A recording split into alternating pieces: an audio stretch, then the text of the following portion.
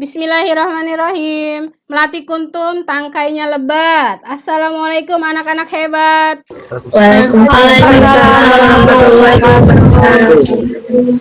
Alhamdulillah. Lihat halaman, ada pohon buni. Apa kabar hari ini? Baik. Alhamdulillah baik. Alhamdulillah baik. Yang berpuasa masih kuat? Kuat Bu, alhamdulillah. Oke, mudah-mudahan bisa sampai beduk maghrib ya, dan mudah-mudahan apa yang kalian kerjakan bisa bernilai ibadah. Anak-anakku, terima kasih sudah hadir di kelas PPKN. Semoga kalian masih semangat, masih mengikuti semua peraturan sekolah. Mudah-mudahan kalian juga selalu sehat. Jangan lupa jaga protokol kesehatan. COVID masih tinggi tingkatnya. Tetap di rumah, jaga jarak, pakai masker terutama. Oke, sebelum kita memulai, baiknya kita berdoa dulu. Siapa yang mau memimpin doa? Saya Bu, Yuk, Juna, silahkan dipimpin, Jun. dimulai pelajaran, marilah kita berdoa sesuai agama dan kepercayaan masing-masing. Berdoa dimulai. Doa selesai. Amin. Semoga apa yang kalian lakukan hari ini bernilai ibadah. Terima kasih untuk Arjuna yang sudah memimpin doa. Sekarang saya cek kehadiran. Pagi saya sudah share untuk link kehadiran. Jangan lupa diisi. Kemudian juga kalau saya lihat di Meet Attendance ini sudah hadir semua ya. Sudah Bu. Alhamdulillah kalau sudah diisi semua. Saya izin share screen ya, karena setelah ini kita harus melakukan pembiasaan, yaitu menyanyikan lagu Indonesia Raya. Yang masih belum absen, di link absen, silahkan absen dulu. Sekarang siap-siap kita menyanyikan lagu Indonesia Raya. Seperti biasa pembiasaan kita. Jangan lupa sikap hormat, hikmat ya. Kita mulai ya.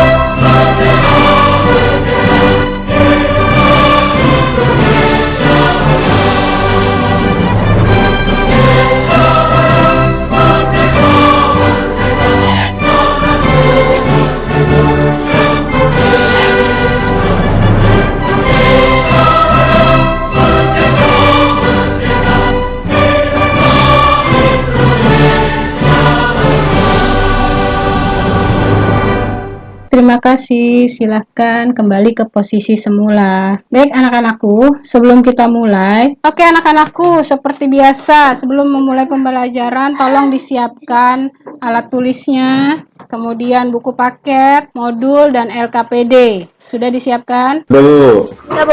Baik.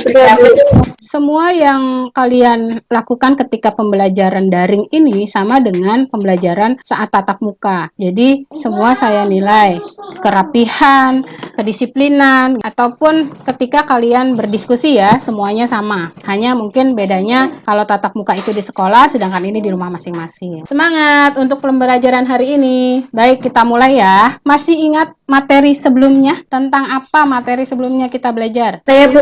Saya Bu. Cika atau siapa nih? Cika aja Bu.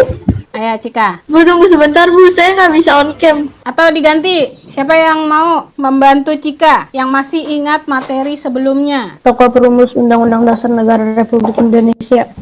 Iya, bagus. Tokoh perumus Undang-Undang Dasar Republik Indonesia. Siapa itu tadi? Angger? Angger, Bu. Oke, Angger. Sebelumnya materi kita tentang tokoh perumus Undang-Undang Dasar. Hari ini kita belajar bab 4 atau bab baru tentang keberagaman suku, agama, ras antar golongan dalam bingkai Bhinneka Tunggal Ika. Apa kaitan antara materi tokoh perumus Undang-Undang Dasar dengan keberagaman yang akan kita pelajari hari ini? Ada Saya, Bu. kaitannya? Siapa? Alma? Iya, Bu. Ya, apa, Mak? Tokoh perumus membakar semangat bangsa Indonesia.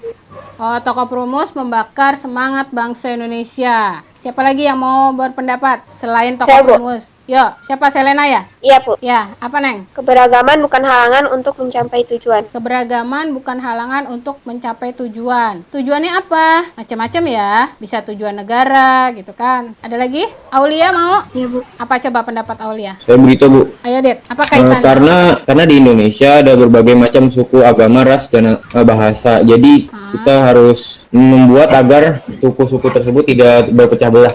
Membuat agar suku-suku itu tidak terpecah belah karena saking banyaknya keberagaman yang ada di Indonesia gitu kan. Terima kasih yang sudah menjawab. Jadi tokoh perumus itu membantu bangsa Indonesia meningkatkan semangatnya untuk tetap bersatu kan walaupun banyak keberagaman di bangsa Indonesia. Itu kaitan materi kita hari ini dengan materi yang lalu. Bisa lanjut? Bisa, Bu. Tidak ada Oke, saya lanjutkan ya. Karena materi kita hari ini adalah keberagaman, apa yang kalian ketahui tentang keberagaman? Siapa yang tahu keberagaman itu? Yo, apa? Keberagaman adalah kondisi dalam masyarakat yang terdapat perbedaan. Oke, bagus Cika. Keberagaman adalah kondisi masyarakat yang di situ ada perbedaan. Nah, berarti dalam masyarakat Indonesia itu banyak perbedaan. Ketika kita mempelajari tentang keberagaman, manfaat apa saja yang bisa kita dapat? Saya, Bu, Ahmad Bustami, Bu. Yo, Eki. Menghargai perbedaan, Bu. Oke, ketika kita sudah belajar keberagaman, berarti kita bisa menghargai perbedaan. Terima kasih, Eki. Ada lagi yang lain? Bu, Regina, Bu. Gimana, John? Meningkatkan toleransi. Oke, kalau kita sudah bisa menghargai, berarti kita sudah bisa bertoleransi atau meningkatkan toleransi, seperti kata Juna. Oke, makasih Jun. Yuk, yang lain, manfaat apa? Apa, Wan? Menumbuhkan sikap nasionalisme. Oke, menumbuhkan sikap nasionalisme, jadi tambah cinta tanah air ya. Lanjut, ada lagi yang Saya, Bu, lain? Siapa? Indonesia semakin terkenal karena banyak keberagaman. Oke, Semakin terkenal. itu yang penting. Indonesia jadi makin dikenal sama negara lain karena ciri khasnya. Apa ciri khasnya? Yaitu keberagaman atau bukan salah satu musibah tapi salah satu kekayaan. Oke, bisa lanjut ya? Kita Bisa, Bu. lanjutkan. Kalian udah pada hebat-hebat nih. Tujuan kita mempelajari keberagaman hari ini yang pertama adalah kalian bisa menjelaskan makna Bhinneka Tunggal Ika. Kemudian bisa juga menjelaskan keberagaman yang ada di masyarakat Indonesia. Oke, kalian bisa menganalisis faktor penyebab keberagaman yang ada, bisa menyusun laporan hasil telaah keberagaman suku, agama, ras, dan antar golongan dalam bingkai Bhinneka Tunggal Ika. Yang terakhir adalah kalian diharapkan bisa menampilkan laporan hasil telaah tersebut, yaitu mengenai keberagaman suku, agama, ras, dan antar golongan dalam bingkai Bhinneka Tunggal Ika. Itu tujuan kita hari ini ya. Oke, kita lanjutkan ya. Materi kita hari ini adalah mengenai faktor penyebab keberagaman suku dan budaya dalam masyarakat Indonesia. Sebelum kita masuk mengenai materi intinya, apa yang kalian lihat ini? Bisa lihat slide-nya. Bhinneka Tunggal Ika. Siapa yang tahu artinya Bhinneka Tunggal Ika? Saya, Bu. Apa, Bel? Bhinneka Tunggal Ika artinya berbeda-beda tetapi tetap satu jiwa. Oke, terima kasih Bella. Kita lihat ya, benar nggak jawabannya Bella? Bhinneka Tunggal Ika maknanya itu atau artinya adalah berbeda-beda tetapi tetap satu. Bhinneka Tunggal Ika digunakan untuk menggambarkan persatuan bangsa dan negara Republik Indonesia. Tentang persatuan dan kesatuan bangsa sila keberapa? Ketiga, Bu. Ketiga, bagus Eki, kencang. Sila ketiga. Maknanya sampai sini ada ada pertanyaan? Nggak ada? Tidak ada, Bu. Oke, kita lanjutkan materi berikutnya tentang keberagaman masyarakat Indonesia. Kenapa Indonesia bisa memiliki keberagaman? Karena Indonesia terdiri dari 34 provinsi, terdiri dari 1.128 suku bangsa dan 17.508 pulau. Berarti beragamnya itu bisa dari bahasa, adat istiadat, makanan, rumah adat, Senjata.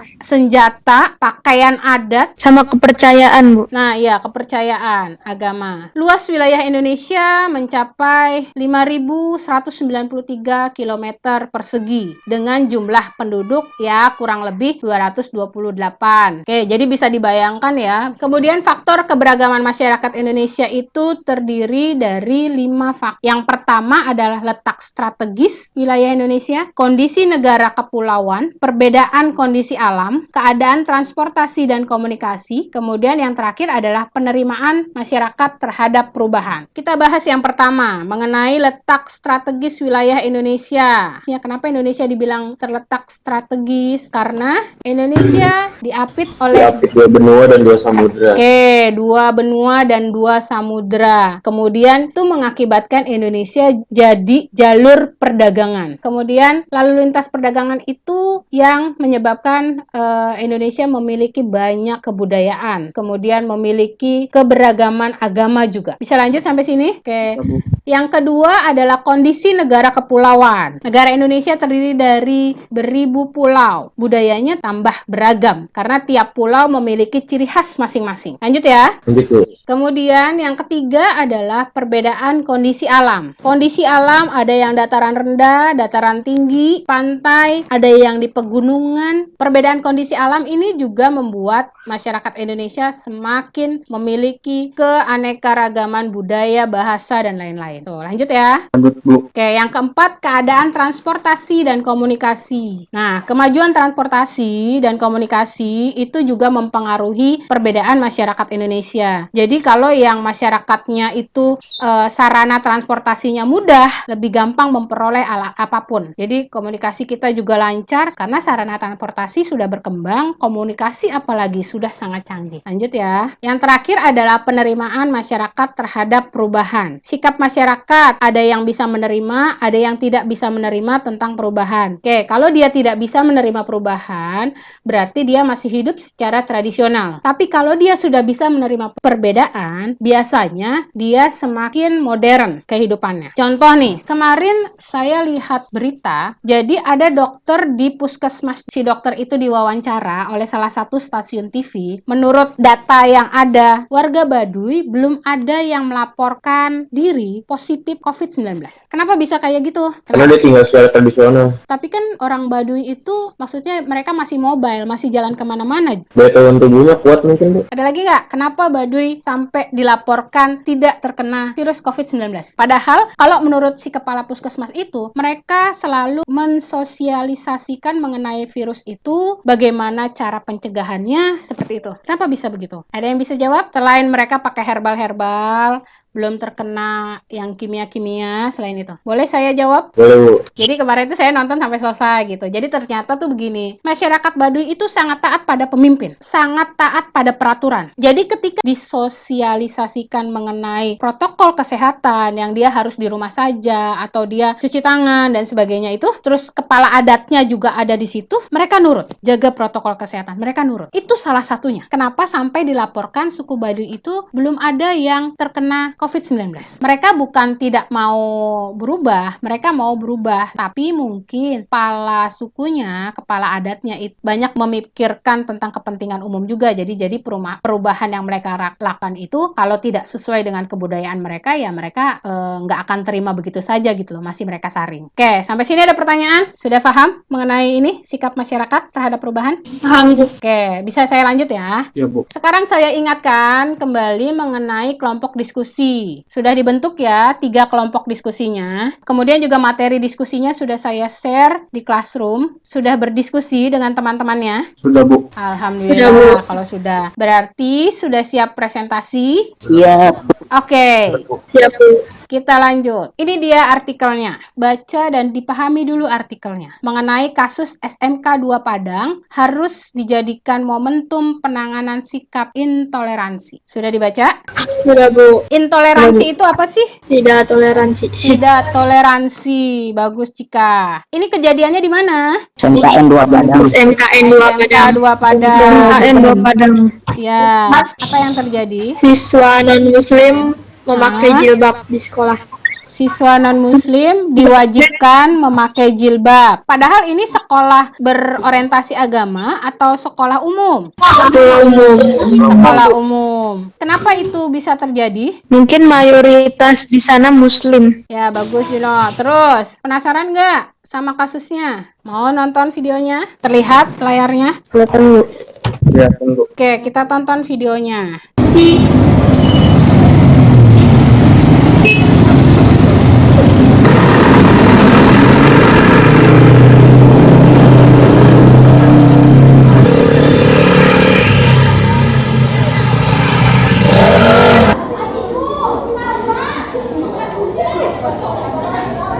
Rasa hati ini tanpanya.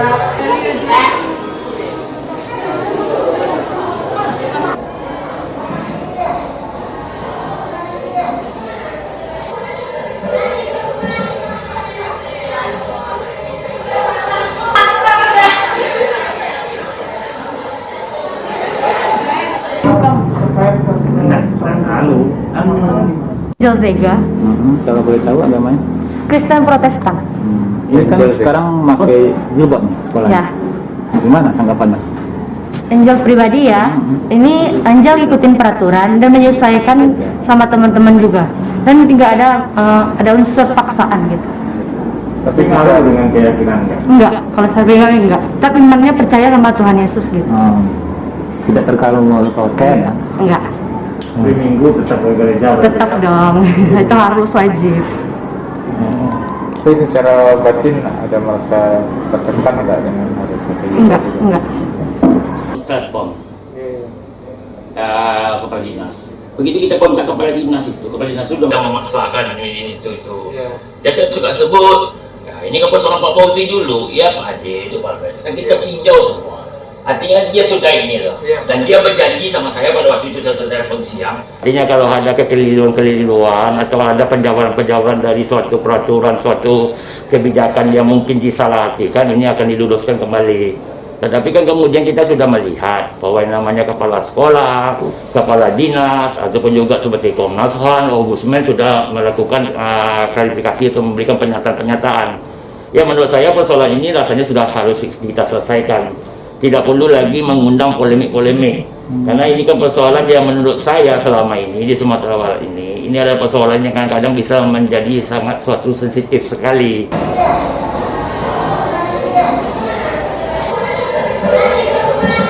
Gimana? Sudah dilihat? Sudah, Bu. Sudah, Bu.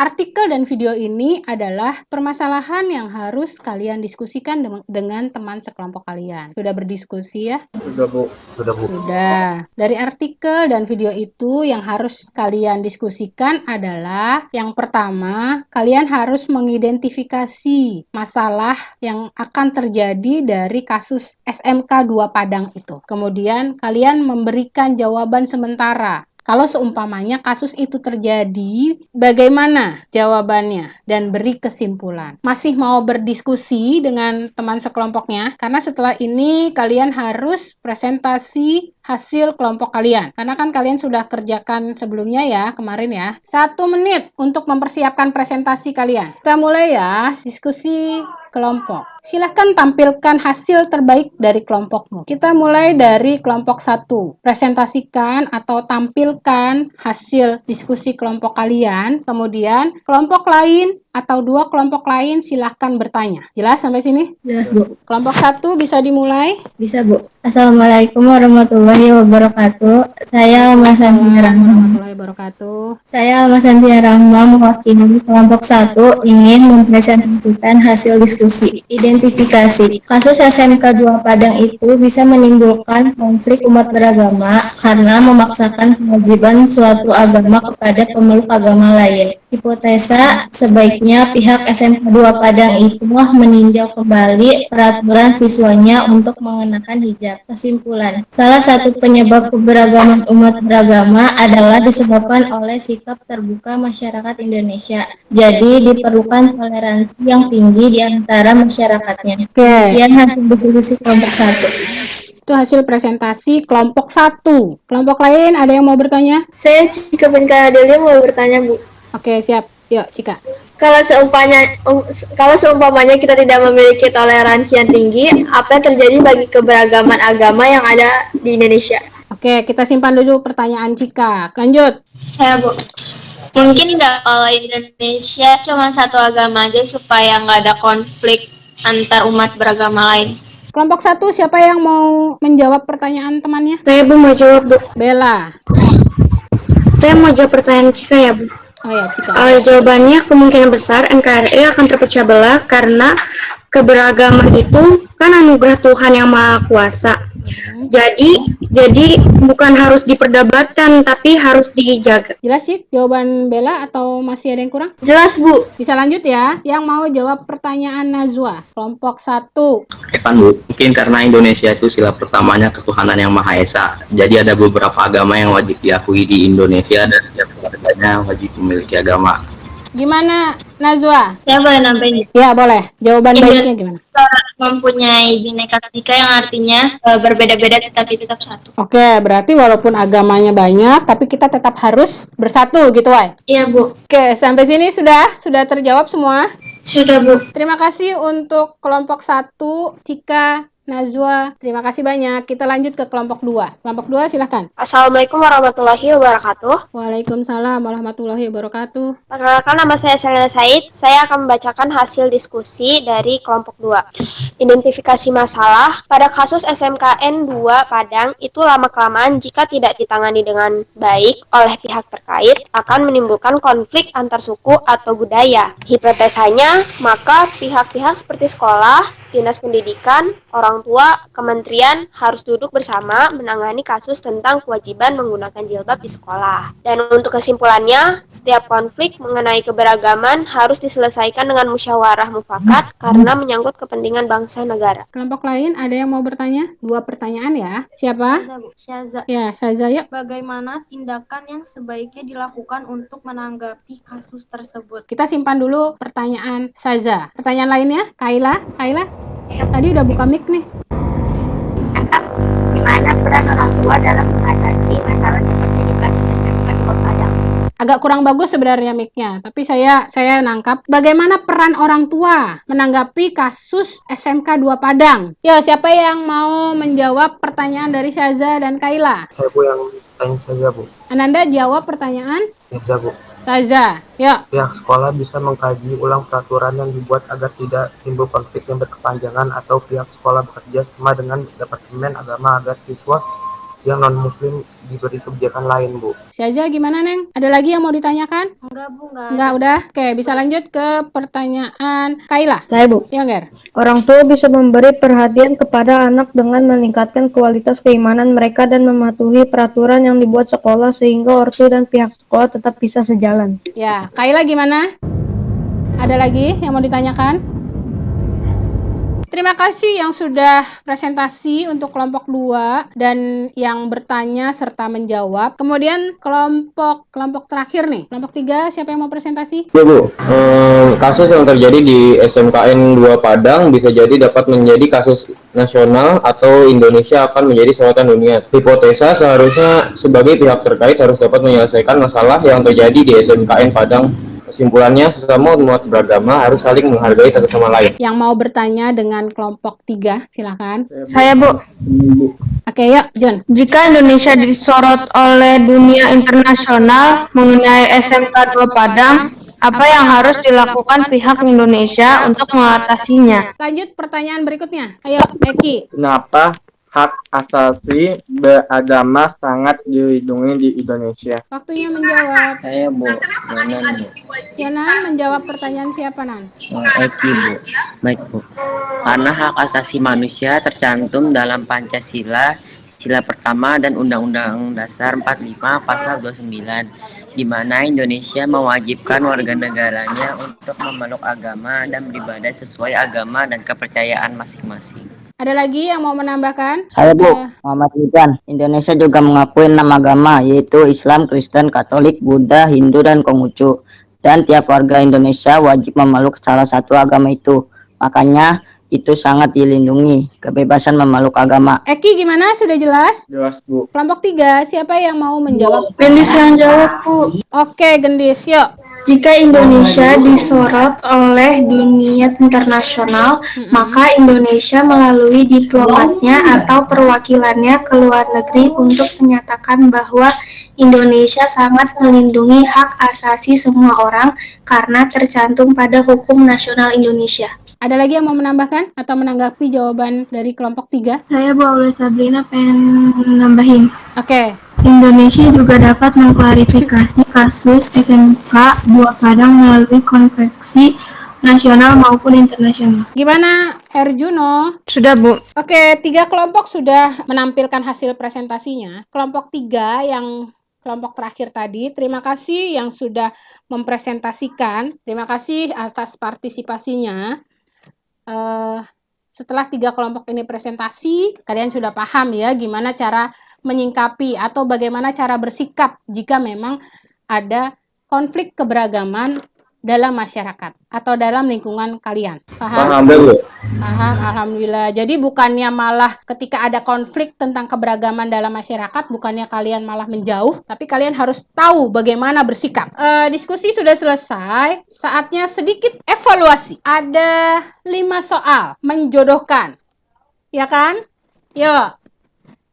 Ada 5 soal nih, siapa yang mau mencoba? Dito, Bu. Dito, soal pertama, Dit. Soal pertama, Bhinneka Tunggal Ika itu sama yang kitab Sutasoma, Bu. Kitab Sutasoma, berarti di sini A ya. Oke, lanjut. Siapa yang mau soal kedua? Dilihat dulu letak strategis wilayah Indonesia. Jodohnya yang mana? Lagi dijagain, Bu. Oh ya, Ki, ayo. Jalur perdagangan, Bu. Jalur perdagangan. Berarti jalur perdagangan internasional ya. Sini yang B. Yuk, lanjut. Dito sudah bagus. Eki juga. Yang lain? Saya, Bu. Ayo. Serena ya? Ya. Iya, Bu. Masyarakat di dataran rendah. Apa jawabannya? Kondisi negara kepulauan. Masyarakat di dataran rendah. Kondisi negara kepulauan. Iya. Oke, benar. Berarti ini C ya. Selanjutnya, kebudayaan asing diterima dan diolah tanpa menyebabkan hilangnya unsur kebudayaan sendiri. Kerahkan kemampuan kalian untuk mencari jodohnya. Saya, Bu. Siapa? Nanda. Siapa dulu? Oke, Nan. Ayo, Nan. Akulturasi, Bu. Akulturasi, cakep. Pemain sepak bola banyak akulturasi ya. D. Terakhir. Ayo, kasus perjodohan terakhir nih. Siapa yang bisa? Jodoh aja jadi kasus loh. Gimana sih? Siapa yang mau mencoba? Terakhir ini nggak ada jawaban yang lain. Kalau dalam dunia nyata mah nggak ada jodoh yang lain. Boleh lagi nggak, Bu? Ayo, Det. Borong, Det. Perbedaan kondisi alam. Cakep. Yo, bagus. Perbedaan kondisi alam. Berarti ini E. Nah, berarti sudah paham ya? Ini tadi sedikit evaluasi dari materi kita hari ini. Nah, sampai sini ada pertanyaan mengenai materi kita hari ini?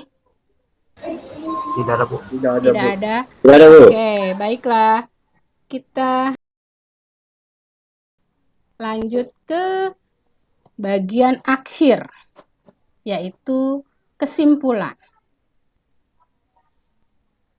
Apa yang sudah kalian pelajari hari ini?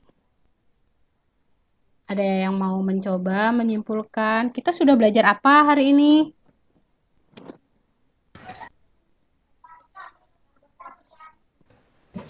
Saya Bu. Ya, Angger. Apa yang sudah Keberagaman dipelajari? merupakan anugerah Tuhan Yang Maha Esa. Bagus, keberagaman itu anugerah, kata Angger. Yang lain? Saya, Bu. Ya, Alma, gimana, Mak? Apa kesimpulanmu, Mak? Keberagaman adalah kondisi dalam masyarakat yang terdapat perbedaan. Oke, keberagaman itu kondisi masyarakat yang ada perbedaan. Yo, lanjut. Ada lagi yang mau menyampaikan pendapatnya mengenai kesimpulan hari ini? Apa yang sudah kalian dapat dari materi hari ini?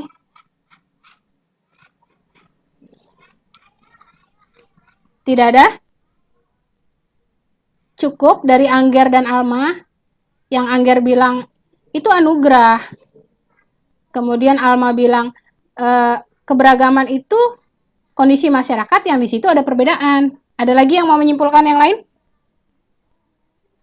Saya Bu Aulia Sabrina. Ya, gimana Ol? Kesimpulanmu gimana sudah belajar? Faktor penyebab keberagaman dipengaruhi oleh faktor alam, diri sendiri, dan masyarakat. Oke, faktor keberagaman itu dari faktor alam, faktor diri sendiri, dan faktor masyarakat. Bagus, Ul. Sudah? Ada lagi yang mau? Saya Bu. Oke. Gimana, Wai? Menghormati perlu dikembangkan agar keberagaman dalam masyarakat bisa menjadi aset kekayaan yang mempersatukan bangsa. Oke. Keberagaman itu merupakan salah satu aset kekayaan bangsa. Jadi harus dikembangkan sikap menghargai persatuan dan kesatuan seperti itu. Bagus. Ada lagi? Nggak ada? Bagus. Terima kasih untuk yang sudah mencoba menyimpulkan apa yang sudah kalian dapatkan dari materi hari ini. Ya kan? Kemudian, menyenangkankah pembelajaran hari ini? Bagaimana perasaannya? Menyenangkan. Abis ngejodoh-jodohin, menyenangkan ya. Abis ngejodoh-jodohin. Kasihan yang jomblo. Kasihan yang jomblo. Oke, kemudian tadi kan kita punya 5 tujuan pembelajaran. Menurut kalian sudah tercapai belum tujuan pembelajarannya? Udah, Bu. Sudah tercapai tujuan hari ini. Alhamdulillahirabbil alamin. Kalau seumpamanya sudah tercapai. Bisa lanjut ya? Ya, Bu. Oke, seperti biasa. Ada tugas di rumah. Silakan dibuka LKPD-nya. Ada di classroom. Tugasnya yang mana, Bu? Yuk, LKPD-nya. Nah, ada petunjuknya kan? Tugas di bab 4. Ya kan? Sebelum memulai itu, silahkan berdoa dulu. Jangan lupa dibaca dengan cermat bahan ajarnya. Ataupun buku paketnya. Dan jawab pertanyaan yang ada di LKPD. Nah, pertanyaannya bab 4 pertemuan pertama ya. Silahkan analisis faktor penyebab keberagaman. Ada tabelnya. Silahkan diisi. Faktornya apa saja. Terus keberagaman apa yang terjadi dari faktor itu. Tadi ada 5 kan? Ada 5 faktor. Kemudian identifikasi suku bangsa yang ada di Indonesia. Yang diminta hanya 5. Suku bangsanya apa, terdapat di provinsi mana? Sampai sini tugasnya jelas? Jelas, Bu. Oke, kalau jelas jangan lupa dikerjakan, boleh lewat Google Dokumen, boleh kerjakan di buku tulis. Nah, kalau di buku tulis silahkan difoto, kemudian di-upload. Dimanapun kalian mengerjakannya, jangan lupa di-upload agar bisa dinilai oleh saya. Jelas ya? Jelas, Bu. Oke. Nah, untuk materi minggu depan, Tolong dibaca dulu materi minggu depan mengenai suku, agama, ras, dan antar golongan. Tolong dibaca dulu ya materi minggu depan mengenai keberagaman suku, agama, ras, dan antar golongan. Boleh baca di buku paket kalian, boleh baca di bahan ajar yang sudah saya share, boleh juga baca dari internet boleh. Kan kamu biasa kadang buku digital ya? Boleh. Silakan. Sampai sini ada yang mau ditanyakan? Oh iya Bu, saya mau nanya Bu. Ya, gimana Dit? Buat LKPD-nya itu diskusi 4 pertemuan ke-1 itu tempatnya kapan Bu? Nggak usah lama-lama lah ya Dit, mungkin 2 hari. Nanti saya setting 2 hari. Jadi mulai besok sampai dengan lusa deadline-nya. Iya Bu, makasih Bu. Jadi hari ini masih bisa istirahat dulu lah kalian. Oke. Ya, ada lagi yang mau ditanyakan? Sudah jelas? Jelas Bu. Oke, kalau sudah jelas, terima kasih. Mari kita berdoa untuk mengakhiri pelajaran hari ini. Semoga apa yang sudah kalian pelajari hari ini bisa bermanfaat untuk kalian. Ya, silakan dipimpin doa. Selesai pelajaran, marilah kita melakukan doa sesuai kepercayaan dan agama masing-masing. Berdoa dimulai. Berdoa selesai. Alhamdulillahirrabbilalamin. Baik anak-anakku, pakai baju jahit sendiri, baju cantik, siapa yang punya? Saya pamit undur diri. Terima kasih atas perhatiannya.